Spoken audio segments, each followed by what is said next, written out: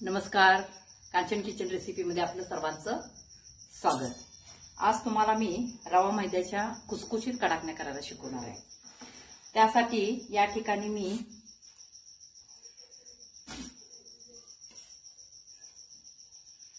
एक वाटी घेतलेली आहे। हे किलोचं प्रमाण आहे।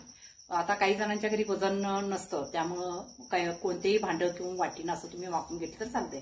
हे बरोबर 4 वाट्या घेतलेल्या आहे, म्हणजे 1 किलो आहे। आणि याच्यामध्ये आपल्याला आणि मैदा चाळून घेतलेला आहे। आता याच्यामध्ये रवा घालायचा आहे। हे पहा, रवा एक मी असं म्हणजे जवळजवळ थोडंसं पाऊण वाटी घेतलेला आहे, तो याच्यामध्ये घालायचा आहे।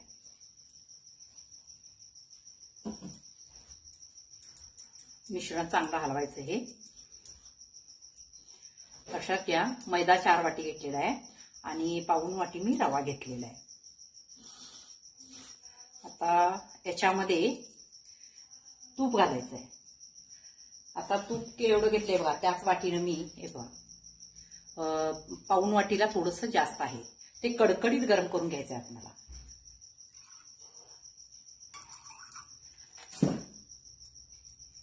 थोडंसं मीठ घाला।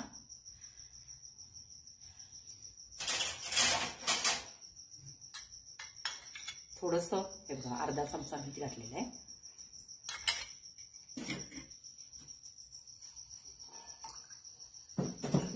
तूप चांगलं कडकडीत गरम करायचं आहे।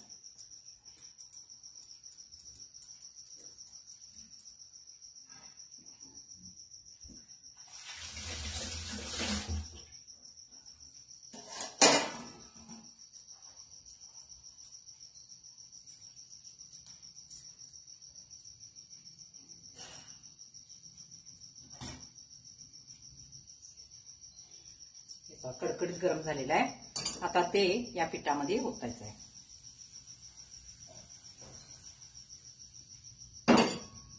आणि प्रथम तुम्ही चमच्याने हलवून घ्या, कारण तूप फार गरम आहे, हाताला चटका बसण्याची शक्यता आहे।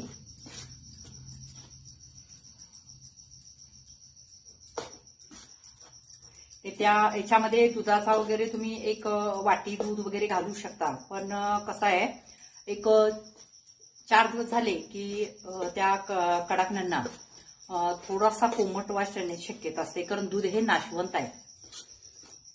त्यामुळे मी दुधाचा वापर याच्यामध्ये करत नाहीये। तुम्हाला आवडत असेल तर करू शकता, टेस्ट फार छान येते दुधाने सुद्धा।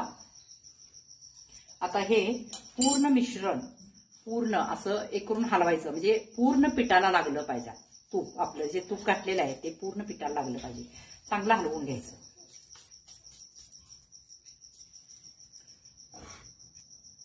हे पहा, पूर्ण मी पीठ चोळून घेतलेलं आहे, म्हणजे सगळ्या पिठाला तूप लागलेलं आहे।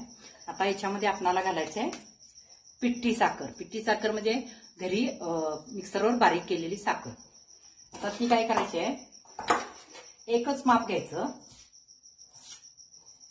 त्या वाटीने 1 वाटी याच्यामध्ये घालायचं।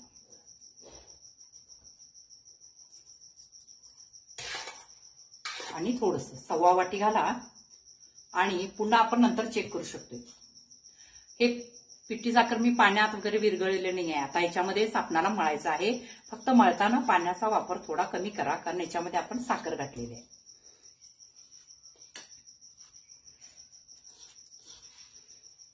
आता हे पीठ चांगलं हलवून घ्यायचं, साखर घातलेली आहे। हे पहा, हे आता चांगलं पीठ आपल्याला मळून घ्यायचं आहे। थोडं थोडं पाणी घालून करा, कारण याच्यामध्ये साखर आहे। साखर पाणी घालत तसं विरघळत जाते।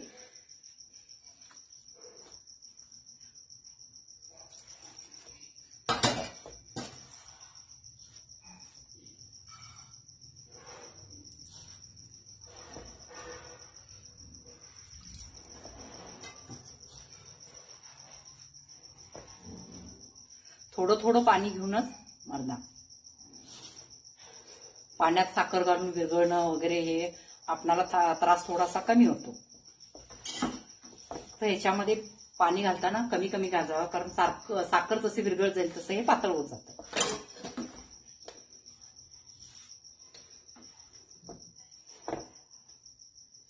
चांगलं घट्ट मळून घ्यायचंय.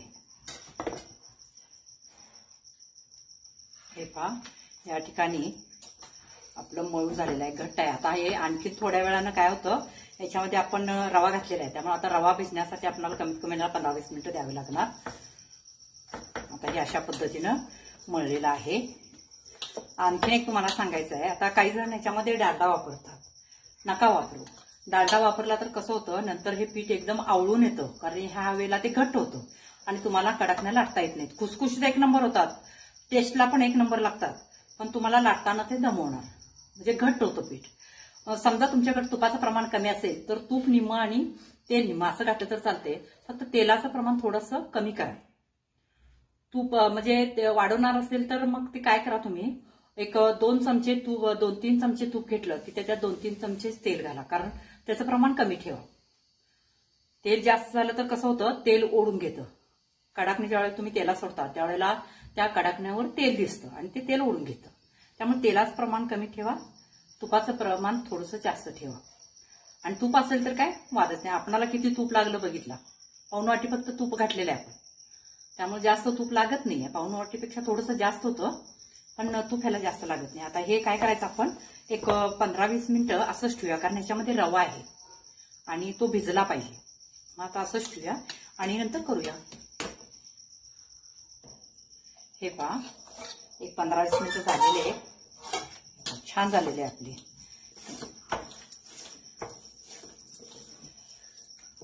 आत्ताच तुम्ही हे टेस्ट करू शकता. गोड थोडं कमी वाटत असेल तर तुम्ही याच्यामध्ये साखर वाढवू शकता, पण जास्त गोड करू नका, कारण हे खुसखुशीत आहे, तेलामध्ये पूर्ण विरघळलं जातं. आणि त्यात पण काही काय टेन्शन घेऊ नका. त्यात तुम्हाला तसं जर वाटलं तर त्याच्यामध्ये मैदा वाढवू शकता तुम्ही, याच्यामध्ये होतं पुन्हा चांगलं. आता मी हे टेस्ट करून बघितलेलं आहे, साखर अगदी परफेक्ट आहे. आपण 1.25 वाटी साखर घातलेली आहे याच्यामध्ये, त्यामुळे अगदी परफेक्ट आहे, गोड होतात एकदम. चला आता आपण लाटायला घेऊया. हे पहा, अशा पद्धतीने आम्ही कडाकला लाटून घेतलेले आहे. जास्त लहान नाही, जास्त मोठं नाही. आता तेल पण तापलेलं आहे, आपण तळून घेऊया.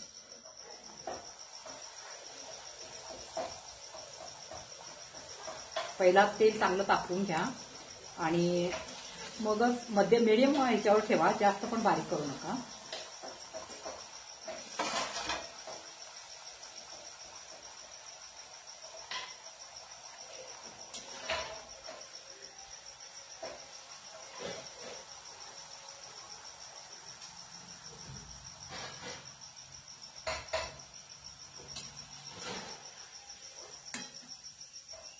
अशा पद्धतीनं जास्त पांढरे पण काढू नका, मऊ होतात.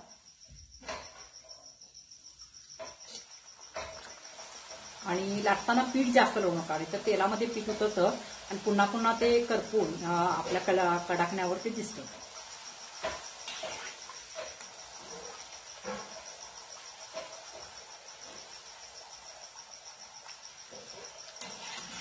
तर सगळ्या अशा पद्धतीनं आपण तळून घ्यायचे. अजून आमच्या लाटायच्या चालू आहे. थोड्या तळलेल्या आहेत, अजून माझ्या करायच्या आहेत. एकदम कुसकुशीत झालेत एकदम. तुम्ही बारीक रवा 0 नंबरचा रवा असतो तो वापरा. माझ्याकडे मोठा होता, मी तो वापरला. तुम्ही बारीक मोठा असेल तर सुद्धा चालतो. तर त्याला कसं असतं, एक 15-20 मिनिटं भिजवावं लागतं. आणि ह्याला कसं असतं, बारीक रवा 0 नंबरचा असेल तर त्याला एक 10 मिनिटं भिजवलं तरी चालतं, कारण तो लवकर बारीक असतो, भिजतो. मोठा रवा लवकर भिजत नाहीये. आणि तूप वगैरे कडवून घाला. डालड्याचं नाही घातला तरी चालतं. डालड्याच्या ऐवजी तुम्ही तेलाचा वापर करा. थोडंसं वासासाठी तूप घाला, म्हणजे चवीसाठी. नाहीतर डालड्यानं कसं होतं, पूर्ण म्हणजे कसं लाटता येत नाही, घट्ट एकदम असं आवळून येतं पीठ. तरी शेवटी तुमच्या याच्यावर आहे. त्यात समजा तुम्हाला डालडा वापरायचा असेल तर मग डालडा निम्मा घ्या आणि तेल निम्मा घ्या आणि चांगलं कडवा आणि त्याच्यामध्ये पिठामध्ये मिसळून करा.